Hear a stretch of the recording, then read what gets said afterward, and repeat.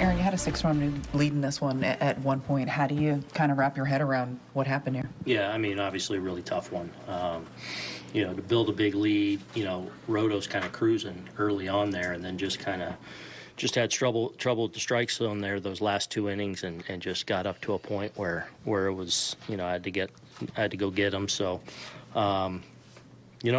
kept pulling away, and then they took the lead, and a lot of fight to get back to tie it, and then take the lead there with 2 outs again in the ninth, and unfortunately just had a tough time holding them down. Obviously, you mentioned Rodon, just 4 2/3 for him. What do you think caused him to lose the strike zone there, especially later in his outing? Yeah, not sure, because he wasn't off a lot. I didn't feel like it wasn't like it was scatter, but just missing on some pitches, missing on some 3-2 counts.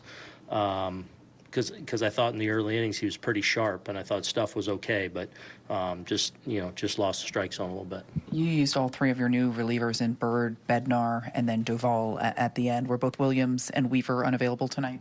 Yeah, we're going to stay away from Williams, and Hill tonight, just with as much as we've used them, of late. So, set up in a good spot there to get through there, and obviously just a struggle tonight.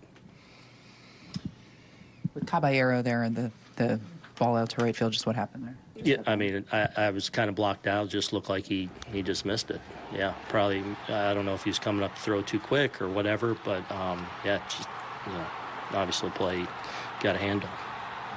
With Bednar's numbers against lefties, any thought to going to him for Stowers with the bases loaded? A little bit, but then I'm really short getting to the end, and Bird is kind of a neutral reverse. We like him against lefties too. So there was, but then I'm just, in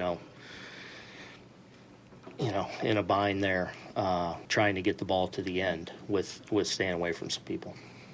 It's a challenge of throwing those 3 guys right in the fire and kind of trying to learn them and then kind of deal with what happens there. Yeah, I mean, not how you draw it up, but those guys they're really good at what they do, and it's not the first time they've had a rough one, and fully expect them to bounce back, and we'll get them tomorrow.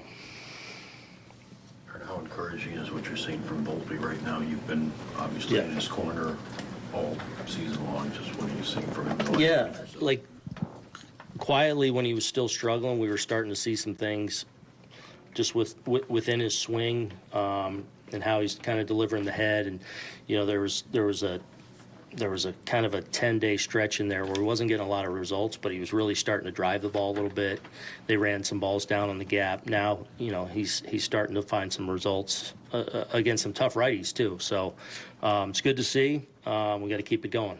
Aaron, you look at the home runs for Volpe, 3 in his last 4 games, 7 in his last 13. Just what do you make of that uptick of power?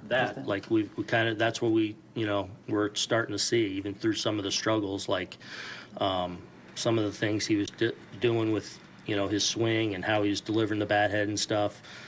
He didn't get results right away, but it was starting to kind of under the hood trend in a good way, and now he's starting to get some results, which is good to see. We need to keep it going.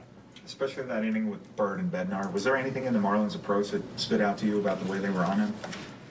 I don't know. I thought Bird was just not the quality of strikes, wasn't in the strike zone where he needed to be enough. And Stowers is obviously tough. So, just a tough outing, just not enough quality strikes there. The go-ahead run that you scored in the ninth, pinch hitter, pinch runner, clutch hitting, just what does that say about I mean, that's, a little more what we are now, what we're capable of doing. We're, a little more options like that where I feel like we can be a little more versatile late in games. And, unfortunately we couldn't finish it off, but it definitely a case of the bench playing a big role in a big spot.